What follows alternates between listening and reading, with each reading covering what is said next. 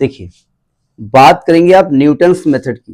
Calculus का एक important topic है जो कि क्लास 12th लेवल में नहीं पढ़ाया जाता है, कहीं कहीं पढ़ाया जाता होगा, ठीक है।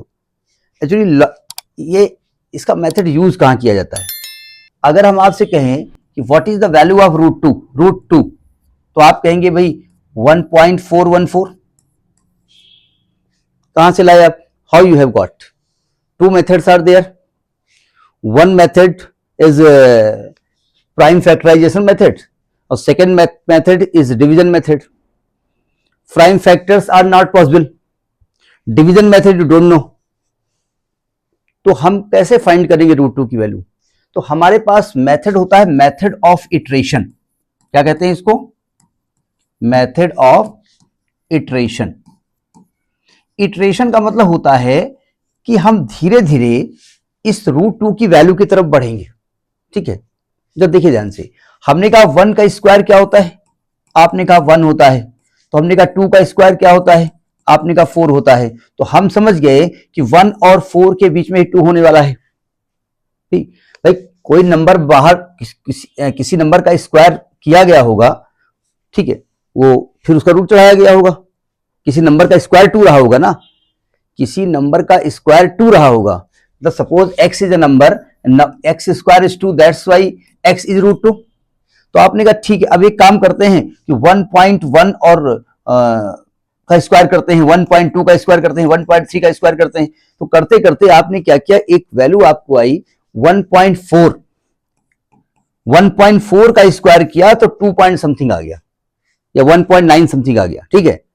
तो आप समझ गया कि 1.4 और 1.5 के बीच में कहीं वैल्यू लाई कर रही है, ठीक।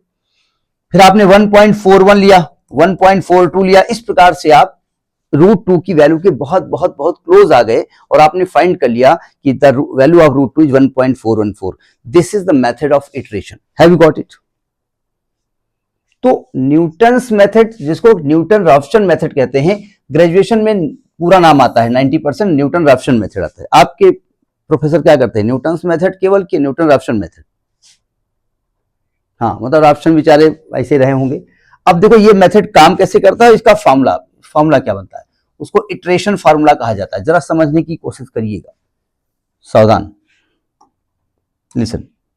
पहले तो ये दिमाग में लाइएगा जो टीचर आपको पढ़ा रहा है वो बहुत अच्छा पढ़ाता है, नहीं मतलब जो आपके माइंड में ये आएगा ना कि टीचर वो टीचिंग इज वेरी गुड, तो दिमाग में अपने आप आ जाता है कि हमको अच्छा पढ़ना। जरा समझिएगा, अगर मैं आपसे कहूं कि 2x plus 1 is equal to 0, ये इक्वेशन है, इसको सॉल्व करिए। तो आप कहेंगे the value of x will कम -1/2।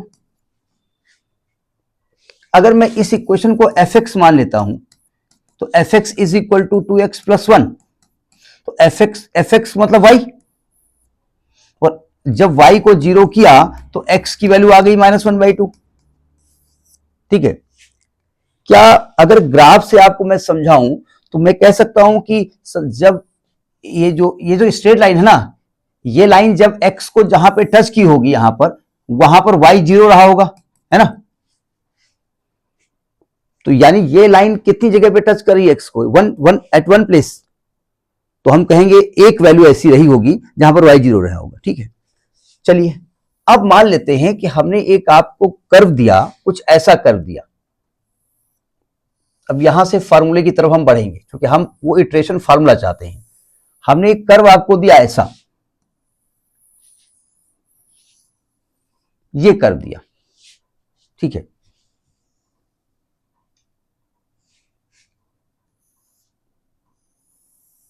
ये कर्व दिया हमने आपको।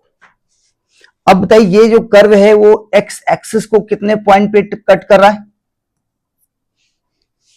तो यानी कि यहां पर 5 वैल्यूज की होंगी, यानी कि हम कह सकते हैं it is a 5 degree equation. तो अगर मैं 5 डिग्री इक्वेशन दे देता हूं तो can you solve 5 degree equation? 1 degree linear equation easily you can solve. Quadratic equation by द्विघात फार्मूला यू कैन सॉल्व, ठीक है। maybe cubic you can solve, by remainder theorem, factor theorem, but when degree will increase then we cannot solve, ठीक है। अब देखो ध्यान से, हमने आपसे कहा, बहुत ध्यान समझिएगा तब समझ में आएगा, ये प्लेसेस हैं, यहां पर एक्स वाई की वैल्यू 0 है, ये दीज आर द सोल्यूशन, ठीक है। तो हमने एक काम किया, इन वैल्यूज के नजदीक एक वैल्यू फाइंड की, हमने कहा ये एक वैल्यू हमने ली x1 या हमने x0 ली, ठीक है। हमने कहा it is very close to this point A. अब वो कैसे वो पॉइंट माना वो मैं समझाऊंगा आपको, ठीक है। ये डायग्राम पूरा आ रहा है आपकी आपकी कैमरे पे। तो अगर ये x, अच्छा इस कर्व का इक्वेशन है y is equal to f x. अगर ये x0 वैल्यू ली है तो क्या अगर मैं x0 से इस कर्व को टच कराऊं तो क्या मैं कह सकता हूं कि इस पॉइंट का कोऑर्डिनेट जो है वो इस ये y की वैल्यू एफ एक्स नॉट होगी, कह सकता हूं मैं।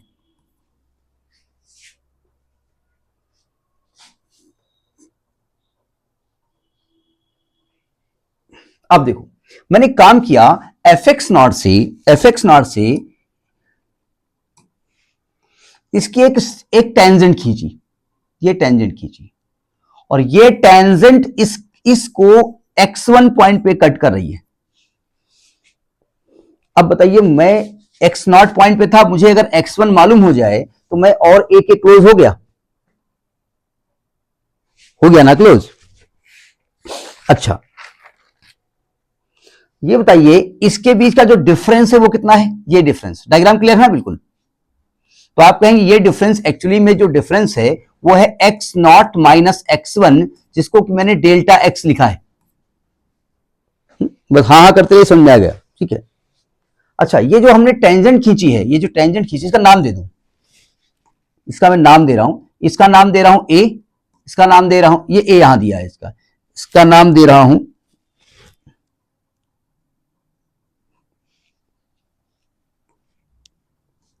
इसका नाम दे दो बी, इसका नाम दे दो पी और इसका नाम दे दो सी।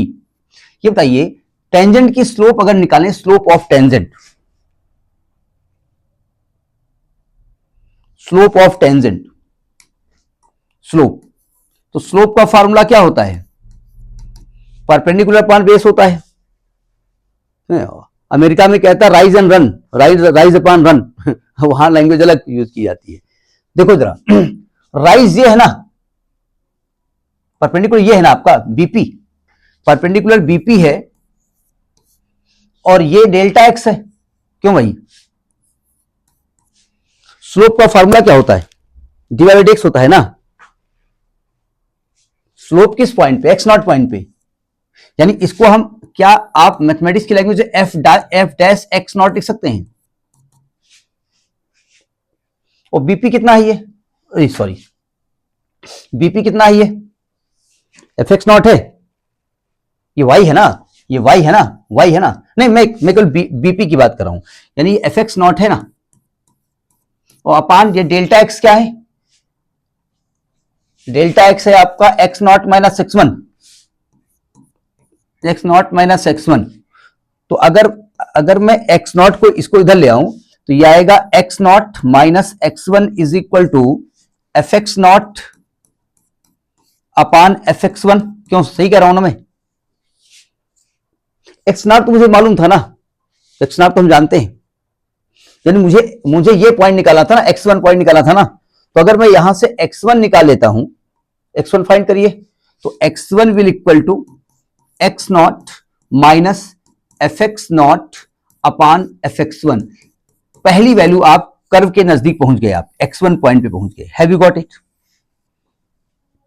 यानी आप एक्स नॉट से एक्स वन पॉइंट पे पहुंच गए, you are coming towards A, because A is your solution.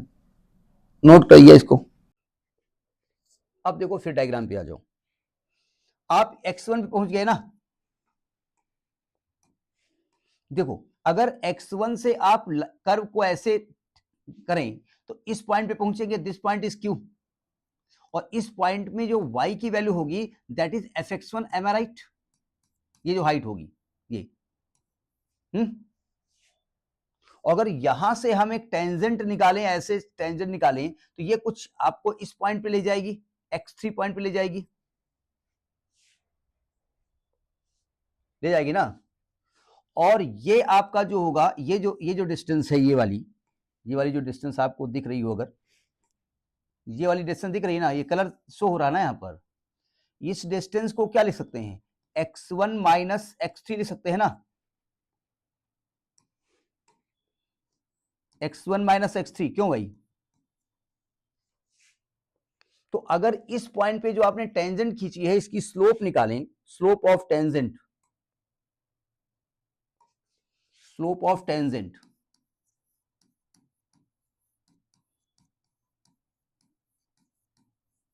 क्या हो जाएगी आपकी? परपेंडिकुलर यानी y मतलब ये वाली हाइट अपान बेस यानी कि डेल्टा x। y यहां पर क्या है? f डैश x1, इस fx1 यहां पे निकाला है ना, fx1 का आपने स्लोप निकाला है ना x1 पॉइंट पे, अपान ये क्या आएगा? x1 माइनस, इसको x2 मानो, गलत x2 ले लो, x3 ले लिया हमने गलती से, x2 ले लो, अपान x2। और ये क्या है?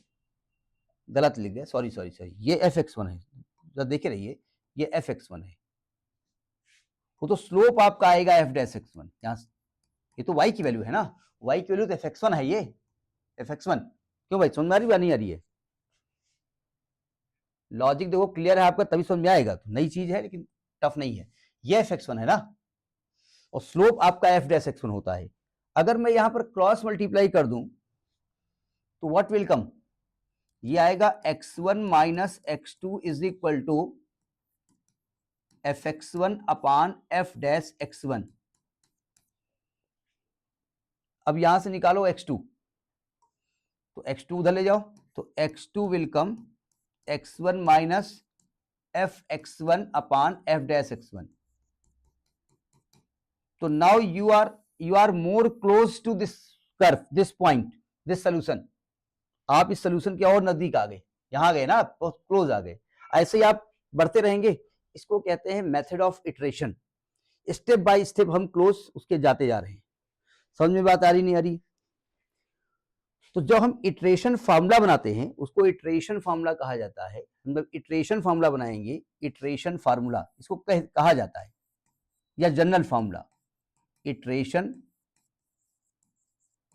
फार्मूला या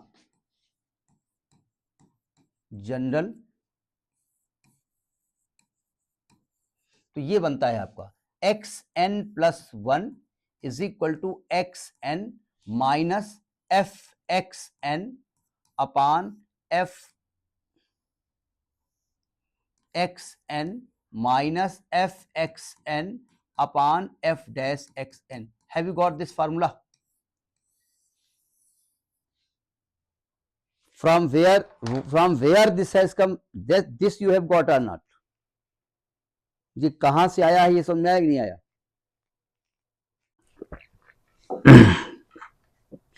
अब देखिए, ये किसी भी तरीके के कर्व में अप्लाई होगा, मतलब ये किसी भी तरीके के कर्व में अप्लाई होगा। कैसे? मतलब अगर कर्व ऐसा है, मान लीजिए, मान लिया कर्व ऐसे जा रहा है ना, और यहां पर आपको पॉइंट निकालना है, और आप यहां कहीं x0 मान रहे हैं, और ये fx0 नीचे की तरफ आ रहा है, ठीक है, और ये टेंजेंट ऐसे खींच रहे हो, तो तभी फॉर्मूला वही अप्लाई होगा, ठीक है।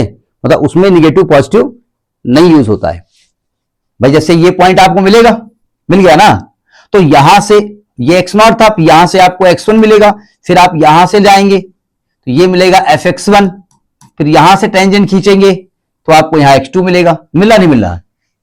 इस प्रकार से हम उस पॉइंट की तरफ क्लोज एंड क्लोज चलते चले जाएंगे। अभी जो x0 होता है ना, that I have taken, this was not given in the question. ये जो x0 था ये क्वेश्चन में नहीं गिवन था, तो अब इसको हमको बताना पड़ेगा हाउ दिस हैज कम, ये x0 आया कहां से, ठीक है। इसे नोट कर लीजिए, मतलब इसके लिए एप्लीकेबल होता है, इसको केवल रफली आप डायग्राम बना लीजिएगा कि ऐसा नहीं कि नेगेटिव डायरेक्शन में है तो वैल्यू चेंज हो जाएगी। अब आप कहेंगे क्यों नहीं चेंज होगी भाई? आपका जो x1 निकलता है that is x0 minus fx0 upon f dash x0 होता है ना। तो when this is the negative direction then the sign will change, am I right और नॉट? तो one thing listen, if it is a negative direction, और अगर आपने कहा भी fx0 नेगेटिव आ जाएगा, तो सुनो ध्यान से, इसका जो डेरिवेटिव है ना, ये जो स्लोप दिख रही है आपको, ये दिख रही है स्लोप, अगर ध्यान से इसका एंगल देखिए, ये टेंजेंट का स्लोप ऑब्ट्यूज एंगल है। जो इस पॉइंट पे आपने टेंजेंट खींची है, ये एक्स एक्सिस से ऑब्ट्यूज एंगल बना रही है। M I right? तो इसका स्लोप भी तो नेगेटिव होगा, नहीं होगा? Because tan theta is negative, अगर हम टेन की बात करें तो बिकॉज एफ एक्स नॉट और एफ डैश एक्स नॉट दोनों ही नेगेटिव आने वाले हैं, तो अल्टीमेटली फिर प्लस हो जाएंगे। तो this sign will not change, ये साइन यही बना रहेगा। Have you got it? कभी कभी टीचर जैसे वाला कोई वाइवा होता है तो आपसे वो कहेंगे ठीक है आपने इटरेशन फॉर्मूला बना लिया, आपने कहा हाँ, उन्होंने कहा ये बताइए if curve is in this direction then this sign will change, this will be negative, then this sign will be positive. तो आप कहेंगे हाँ ये तो बात सही है। नहीं भाई, आप कहेंगे देखिए अगर ये नेगेटिव हो जाएगा तो this differentiation, this slope of tangent at this point will also be negative. तो both negative will cancel out and the sign will remain same. Have you got this question, this concept? तो इसका मतलब समझ में आया Newton साहब ने क्या कहने की कोशिश की थी आपसे? ठीक है, अब मैं न्यूटन मेथड से एक आध क्वेश्चन सॉल्व करता हूं, फिर कुछ और कॉन्सेप्ट है। आज मैं न्यूटन मेथड खत्म कर दूंगा, जो जो कॉन्सेप्ट उसमें है। ठीक है, जैसे मैं एक एग्जांपल लेता हूं, जैसे मैंने कहा मैं छोटा सा क्वेश्चन लेता हूं, solve f x is equal to solve f x is equal to 2x minus 8 by Newton's method. बहुत सिंपल सा क्वेश्चन है।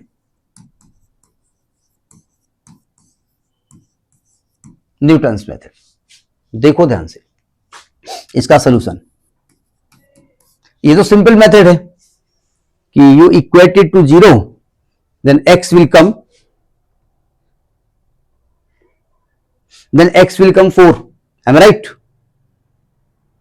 लेकिन न्यूटन मेथड्स कैसे सॉल्व होगा? देखो ध्यान से, लिसन। मैंने इसका एक रफ डायग्राम बना लिया, रफ डायग्राम बनाएंगे। अब देखो जो x नॉट लिया था that I have taken, this was given in the question. x not आपने लिया था ना, आवाज मेरी आ रही ना?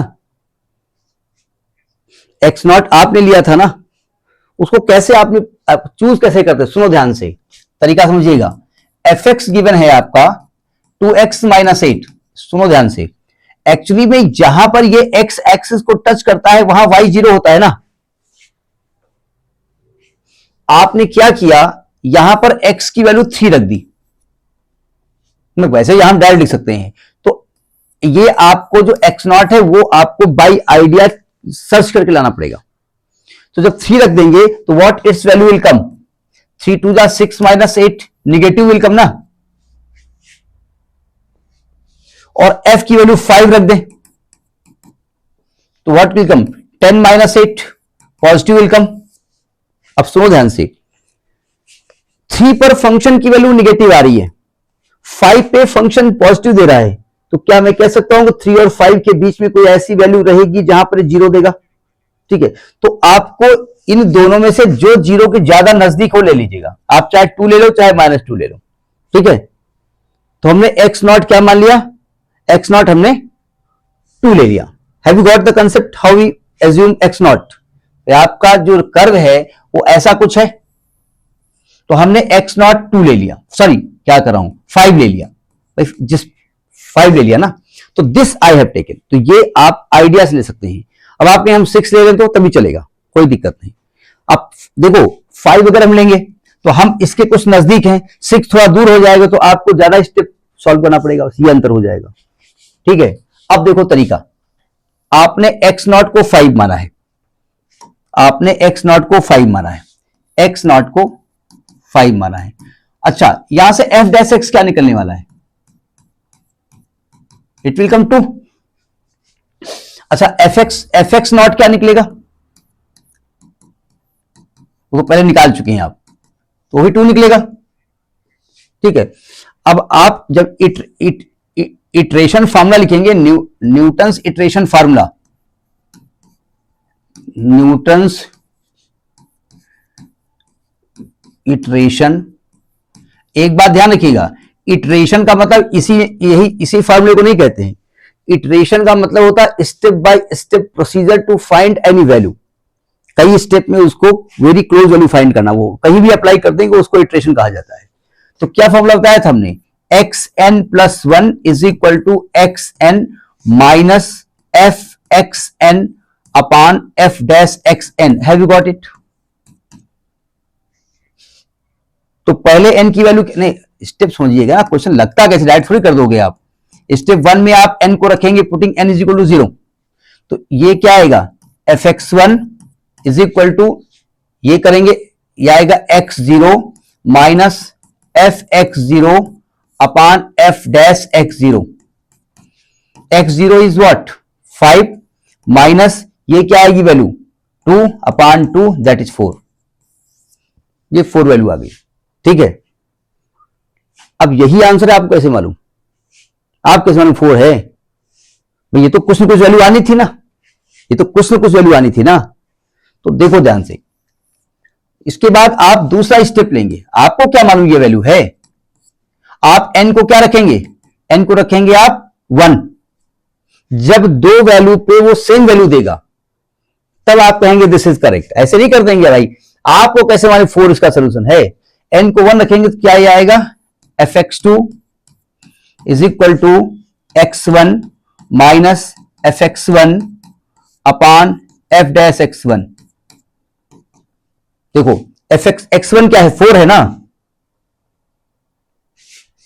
भाई, x1 की वैल्यू क्या है, n को 1 रखा ना, तो x1 क्या आएगा, वहां से निकालो x1 की वैल्यू। तो ये वैल्यू क्या निकली है, यही तो निकली 4 वैल्यू इसकी, ये अब भाई ध्यान से देखा करो हम लिख क्या रहे हैं, ये x1 निकला है ना, नहीं आप ध्यान से देखा करो, हमने गलती से fx1 लिख दिया है। तो जब हम fx2 निकालेंगे तो x1 की वैल्यू क्या निकली है, 4 निकली है ना, माइनस fx1 क्या होगा, fx1 0 आएगा ना, और f डैश x1 तो ऑलरेडी 2 ही रहेगा। भाई देखो ये डिफरेंशिएशन तो हमेशा 2 ही रहने वाला है, कांस्टेंट है, तो इसके लिए 4 आ गई ना। तो आप कहेंगे देखो fx1 और fx2 एज fx1 या एज x1, ये भी गलती गलत लिख रहे हैं हम बार बार गलत लिख रहे हो, आप देख रहे हो ध्यान से, ये x2 निकल रहा है, वो f की आदत पड़ी हुई है। तो आप लिखेंगे as x1 is equal to x2, so solution is 4। समझ में बात नहीं आई? जब इटरेशन मेथड से आप सॉल्व करते जाएंगे, एक स्टेप में क्या होगा कि आपको वैल्यू सेम मिल जाएंगी, 2 स्टेप में तो आप समझ जाएंगे वही वैल्यू है, वही बार बार सेटिस्फाई कर रही है। तो this is the iteration formula to iteration method to solve any equation by Newton's method. Have you got it?